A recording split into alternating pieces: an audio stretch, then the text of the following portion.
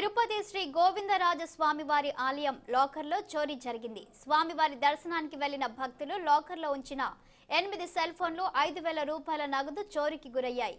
నిన్న రాత్రి 8 గంటల సమయంలో దర్శనానికి వెళ్లి తిరిగి వచ్చి చూసేసరికి 8 సెల్ ఫోన్లు నగదు చోరీ అయ్యింది. భక్తులు ఈ వ్యవహారంపై నిర్వాహకులు నిర్లక్ష్యంగా సమాధానమిస్తున్నారని బాధితులు ఆరోపించారు. హైదరాబాద్కు చెందిన బాధితులు టీటీడీ విజిలెన్స్ అధికారుల దృష్టికి తీసుకువెళ్లారు.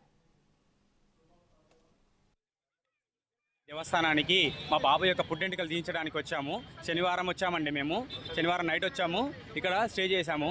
ఆదివారము దేవుని దర్శనం చేసుకొని రిటర్న్లో గోవిందరాజ స్వామి టెంపుల్కి వెళ్దామని చెప్పేసి అనుకొని లగేజ్ అంతా కౌంటర్లో ఇచ్చాం సార్. టోకెన్ నెంబర్ ఇచ్చారు మాకు.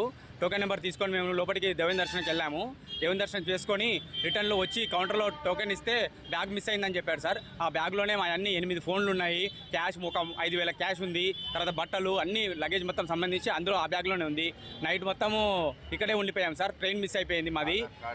అన్ని టోటల్గా మాది అన్నీ కూడా అందులోనే ఉండిపోయాయి. సో ఇక్కడికి వచ్చి నైట్ కంప్లైంట్ చేశాం సార్. కంప్లైంట్ తీసుకున్నారు పోలీసు వాళ్ళు. ఎంక్వైరీ చేస్తాము అని ఆమెను పిలిపించారు సార్. కౌంటర్లో ఉన్న ఆమెను పిలిపించారు. లేడీ ఉంది సార్, ముసలావిడ. ఆమె వచ్చి వాళ్ళు వెంబడే వాళ్ళు వచ్చి విడిపించుకొని తీసుకెళ్లారు సార్ జామీన్ మీద. ఆమె వెళ్ళిపోయారు సార్. సార్ ఏమన్నారంటే నైట్ కంప్లైంట్ తీసుకొని మీరు మార్నింగ్ రండి, ఉదయం రండి అని అన్నారు. ఉదయం నుంచి వచ్చి ఇక్కడ వెయిట్ చేశాను సార్. ఇంతవరకు సార్ వాళ్ళు ఏమంటున్నారంటే ట్రేస్ అవుట్ చేస్తాం, తీసుకొస్తామంటున్నారు సార్. మేమేమో కోరుకోవట్లేదు. దేవస్థానానికి వచ్చాము, మా బ్యాగులు మాకు ఇప్పియండి, మా ఫోన్లు మాకు ఇప్పియండి అని కోరుతున్నాం సార్. తిరుమల తిరుపతి